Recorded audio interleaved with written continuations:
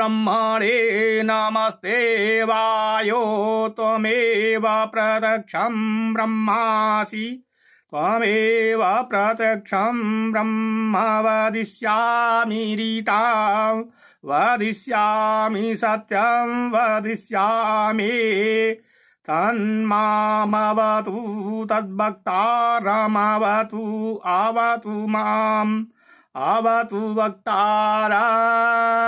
ॐ शान्तिः शान्तिः शान्तिः। सब वेद पढ़ई सुविचार बढ़ई बल पाई चढ़ई नित्य ऊपर को अभिरुद्ध रहई रुज पंथ गहई परिवार कहीं वसुधा भर को दिन फेरी पिता वर दो सविता हम आर्य करई वसुधा भर को विदुषी उपजई क्षमता न तजई व्रतधारी भजई सुकति बर को विधवा उबरई सधवा सुधरई सकलंक करई न किसी घर को दिन फेरी पितावर दो सविता हम आर्य करई वसुधा भर को।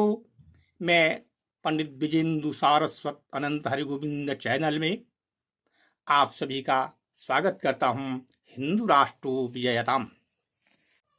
संस्कृति की क्या हानि हो रही है और विद्यापीठ होने से कौन से इसमें सांस्कृतिक तत्व समाविष्ट हो जाएंगे जो राष्ट्रीयता की वृद्धि हो जाएगी और संस्कृत की वृद्धि हो जाएगी।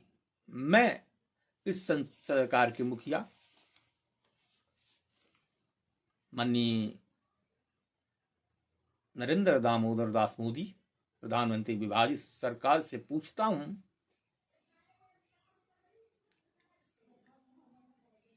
और उसका वो जवाब दे कि विश्वविद्यालय से इन तथाकथित राष्ट्रवादियों का हानि क्या है। ये विश्वविद्यालय नाम क्यों हटाना चाहते हैं, विद्यापीठ क्यों जोड़ना चाहते हैं। इतिहास इनसे ये प्रश्न करेगा। जहां इतिहास इनको राम जन्मभूमि मंदिर बनाने के लिए सम्मान देगा, जहां धारा 370 हटाने के लिए इनको प्रशस्ति देगा, गुणगान करेगा, वहां इतिहास इनसे ये भी प्रश्न पूछेगा कि आपने एक प्राचीन विश्वविद्यालय को विश्वविद्यालय न रखकर उसे विद्यापीठ क्यों बनाया, क्या कारण है। ये तो समाज इनसे आने वाले भविष्य में पूछेगा ही और पूछना भी चाहिए। इस प्रकार से गुरुकुल का इतिहास नए युग में प्रवेश करेगा, पर उत्तमता के साथ नहीं, निकृष्टता के साथ। अब मैं ये कह रहा हूं, इस गुरुकुल कांगड़ी के 4 दरवाजे हैं और इन 4 दरवाजों में चतुर्दिक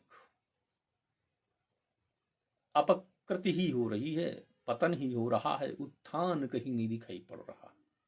वो कौन से कृत्य हैं जो अन्य विश्वविद्यालयों में होते हैं और गुरुकुल कांगड़ी में नहीं होते। वो सारी गतिविधियां जो अन्य विश्वविद्यालयों में होती हैं वो गुरुकुल कांगड़ी में भी होती है। और प्रतिनिधि सभा चाह करके भी कुछ नहीं कह सकती, नहीं कर सकती, और टुकुर टुकुर देखती है और हम अपना विनाश देखने के लिए विवश हैं। इस गुरुकुल में उपदेशक निकलने चाहिए, राष्ट्रवादी निकलने चाहिए, भविष्य में वहां से सेकुलर लोग निकलेंगे। इसकी देनदारी, इसका उत्तरदायित्व तो किस पर है, ये एक इतिहास में प्रश्न चिन्ह हमेशा उठेगा। गुरुकुल कांगड़ी में तो सेकुलर निकल रहे हैं, लेकिन अलीगढ़ में जिहादी निकल रहे हैं। इसका जिम्मेदार कौन है? इसके जिम्मेदार आप ही हैं और भविष्य में आप ही इसके उत्तरदायित्व हैं।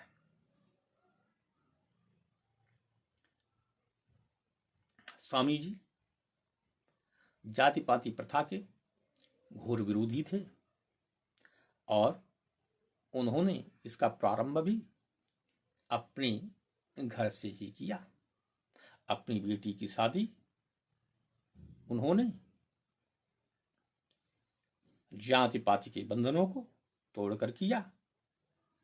इसका आर्य समाजियों ने घोर विरोध किया, पर वो अपने निर्णय में अडिग रहे और सारे विरोधों का सामना किया। उन्होंने केवल उपदेश नहीं दिया, उन्होंने केवल कहा नहीं वाणी से, बल्कि अपने कृत्यों से इसे प्रमाणित भी किया। जबकि तथाकथित महात्मा कहने वाले गांधी ने हरिजन नाम की पत्रिका अवश्य निकाली, हरिजन उत्थान का ढोंग अवश्य किया, हरिजन प्रेम का ढोंग अवश्य किया, पर उसका अपनी जिंदगी में कभी भी पालन नहीं किया। हरिजन उत्थान का नाटक अवश्य किया, लेकिन जब घर में मौका आया तो उसे पल्ला झाड़ दिए। उन्होंने अपने बेटे की शादी चक्रवर्ती राजगोपालाचारी से की, मैंने उनकी बेटी से की, जो जाति से ब्राह्मण थे। वो किसी भी निम्न जाति से संबंध नहीं जोड़े, वो ईर्ष्यालु भी थे। वो ये नहीं चाहते थे कि हमसे ज्यादा कोई ज्यादा उठे। ये स्वामी शुद्धानंद से ईर्ष्या करते थे, ये तो जग जाहिर है, पर इन्होंने हरिजनों के समर्थन में कोई कार्य किया हो, कोई उपलब्धि रही हो, ऐसा देखने में कहीं भी आता नहीं है। और इसीलिए पूर्व न्यायाधीश जस्टिस काटजू ने मोहनदास करमचंद गांधी उर्फ लाठी बाबा को धूर्त और पाखंडी कहा था। पूरे मीडिया में सन्नाटा छा गया, काफी कुछ चर्चा होती रही, लीक लिखे जाते रहे, पर एक भी होमपंथी की ये हिम्मत नहीं रही जो उनका विरोध करते, उनका जवाब देते या उन पर मानहानि मुकदमा दायर करते। ये कांग्रेसियों की, होमपंथियों की औकात नहीं थी। और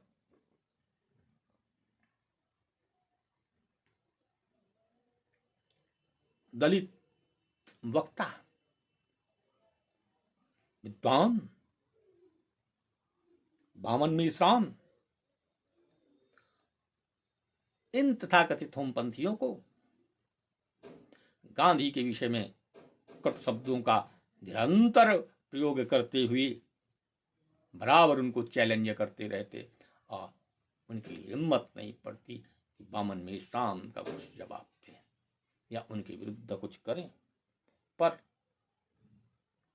कालीचरण महाराज के खिलाफ वाद दायर करके उनको कारागृह में निरुद्ध अवश्य किया, और ऐसा इसलिए किया गया कि कमजोर के ऊपर वार करना बहुत सरल है, क्योंकि हिंदुओं की शक्ति विभाजित होने के कारण इनकी हिम्मत पड़ जाती है, पर दलितों के खिलाफ ये कुछ कहने के लिए सक्षम नहीं होते। आज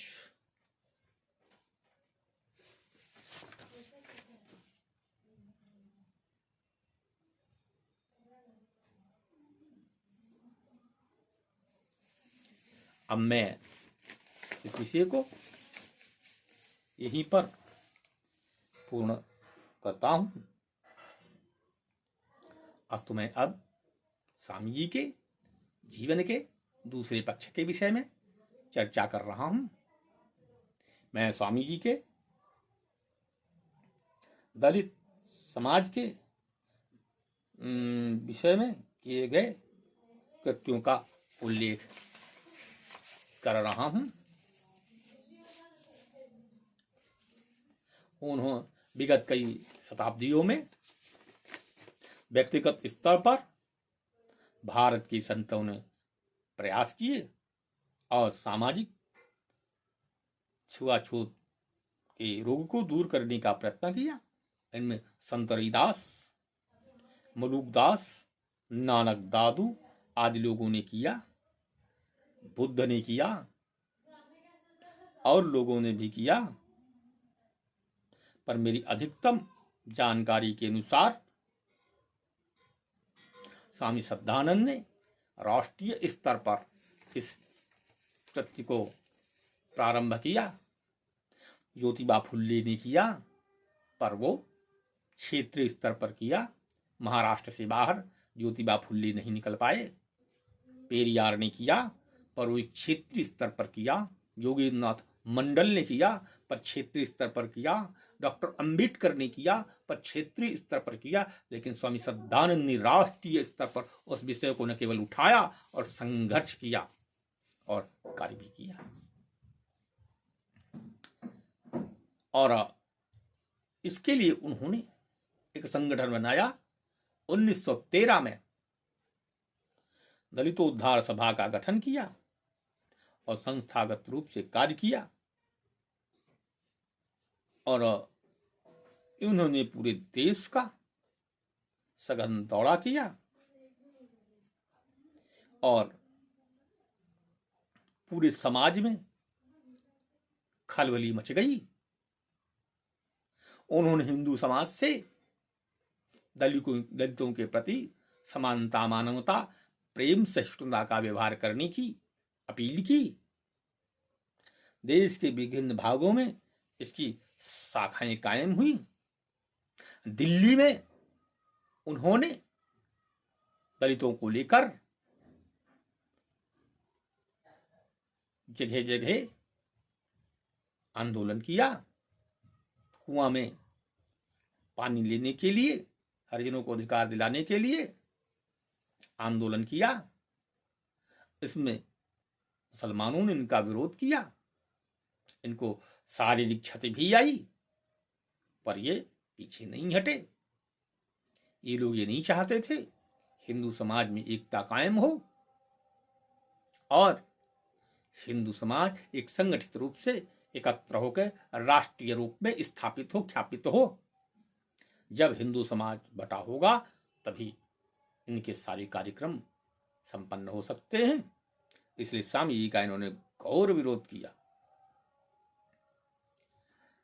और इसके पूर्व आर्य समाज ने इस कुरीति पर जबरदस्त प्रहार किया।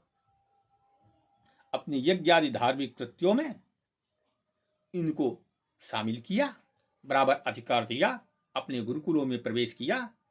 और आज इनके गुरुकुलों से निकले हुए इस क्षेत्र के अनेक विद्वान हैं, जिसमें